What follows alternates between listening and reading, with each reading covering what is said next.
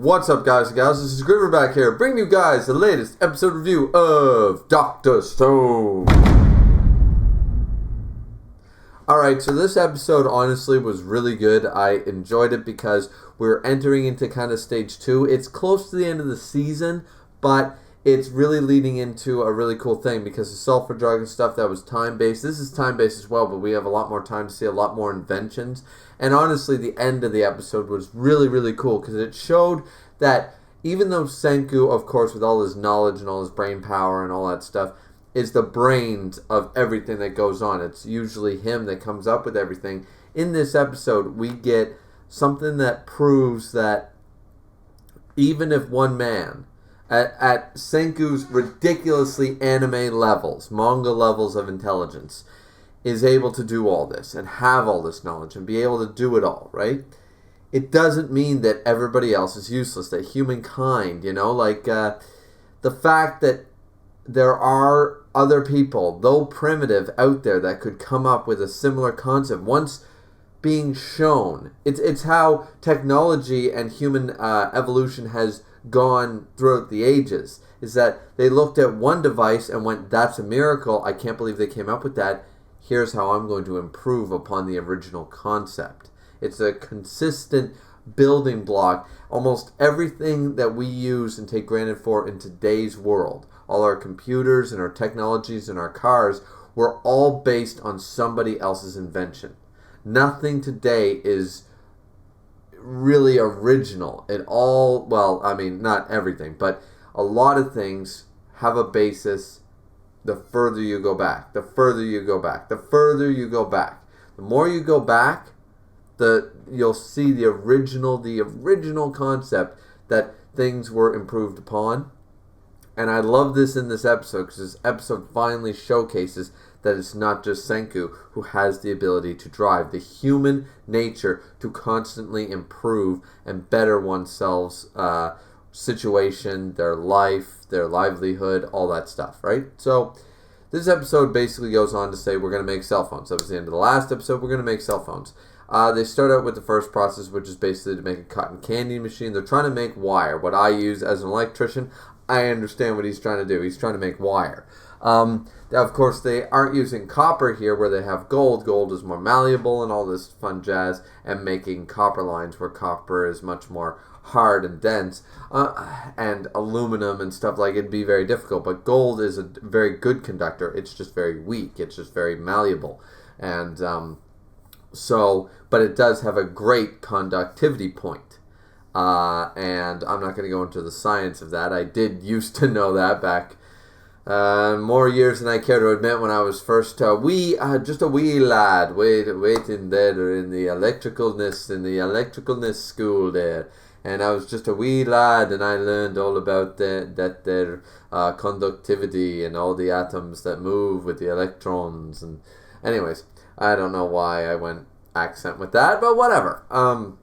So the point of the matter is that they make this cotton candy machine, and they use it to try to make gold threads. Now, the first half of the episode is all about making the cotton candy. We see everyone's reaction to the cotton candy. Everyone's just like blown away by the flavor, the taste of cotton candy. And of course you would be. If you had never had a can of Pepsi before, and all of a sudden you get Pepsi, I mean, it's no wonder McDonald's and Burger King and everyone, they've made, and the Coca-Cola company and all these people have made an entire billions of dollars on this premise that people like this stuff, right? And I don't care how far back you go in time, people are still going to enjoy it. Take a case of Budweiser or Alexander Keith's or whatever, or Corona or something, back to the Middle Ages. Trust me, they'll enjoy it. Will they appreciate it? It's up for debate.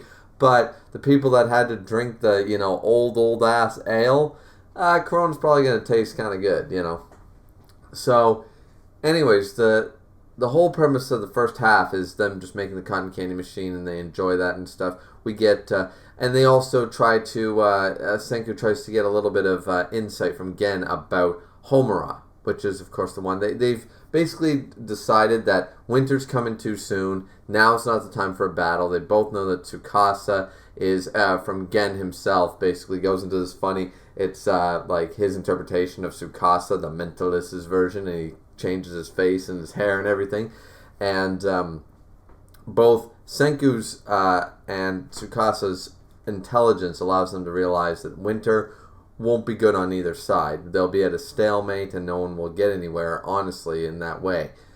It's too soon for them to be ready for Tsukasa, but whereas they would have the advantage of being in their own home, Tsukasa wouldn't probably get anywhere either, regardless of manpower. So winter is coming. It's going to be in the spring. When the winter snow melts, that's when everything's going to go down. Now, this gives Senku a few months.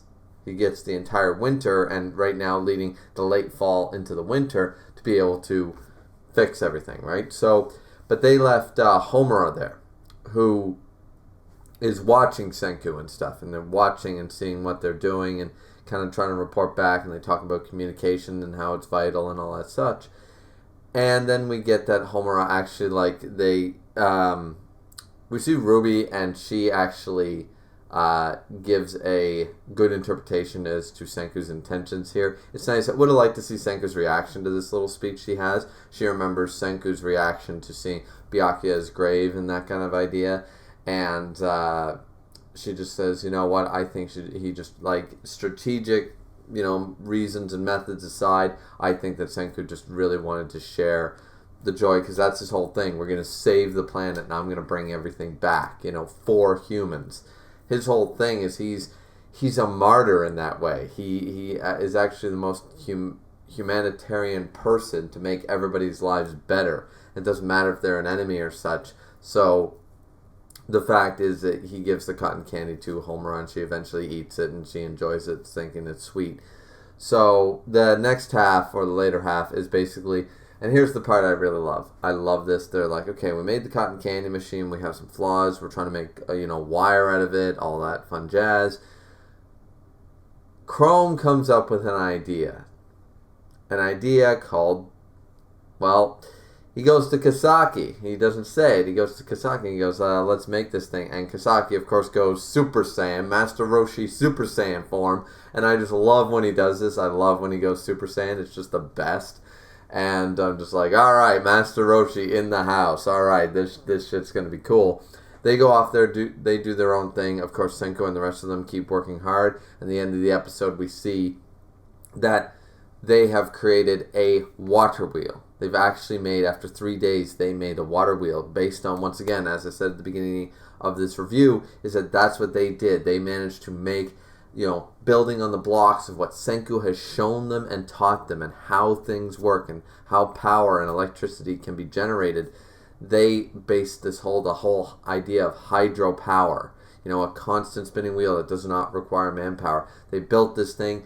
Senku is actually taken back. He's amazed. He realizes that he's not the only brains here, that he can rely on other people, sort of idea. It's not really explicitly shown in this episode, but that's part of what I gathered from this, is because they managed to do this, and it's fantastic. And then he combines, we've made gears, we've made a pseudo generator, and now, and we see at the end of the episode, he's like, we've made hydroelectric power, and he's like, we are beyond the age of manpower, we have entered the age of energy, and he just boom, puts the wires together. Now this is dangerous as hell. Trust me, he probably gets sparks in the eyes and stuff, because trust me, nobody wants to have constant arcing in their face. I know it makes for a beautiful visual, but I've had that happen multiple times where you see the actual electricity moving and stuff, and you get the hell out of Dodge when that happens. It's blinding. It's called arc flash. It's, when you short something together, the sparks, it does kind of blind you and stuff, and it is very dangerous to do, because you can burn your hands, you can burn your face, you can burn a lot of things. So, and at the rate the river, it would depend on the rate the river is actually doing stuff and all this. And you know what is also interesting is that Chrome knew, or Kasaki, one of them knew to use wood, because once again, conductors, like when you make a wheel, had they made the wheel out of something, now I know they don't really have any conductive material, but it is kind of cool that it all worked out in the end, is that they built it out of wood. It would have been funny had they, oh look, we made it out of all that iron, like when we made the katanas, we made it out of that strong metal you showed us, and Senku's looking at it, it's like, yeah, that's great, but now I've got to create a barrier and I've got to make all this other stuff because otherwise the whole wheels, it's going to electrify the whole goddamn river, sort of idea, the way electricity flows, of course. But this is really, really interesting. I love the fact that they made the water wheel. The ending of the episode was just really cool for a lot of reasons. But yeah, that's basically the episode. I really enjoyed it. What did you guys think of it? This was episode 20. Did you love it? Did you hate it? Please like, subscribe, comment as always. It's always very much appreciated. Don't forget to hit the bell notification if you guys want to know every single time I drop a video. And if you want, join the Discord in the description box down below, where you'll also be notified every single time I make a video and upload it to YouTube. So thanks, guys, so much for watching. This has been Griever with your Dr. Stone episode 20 review. And drink responsibly as always, and we'll see you back here next time. Peace out.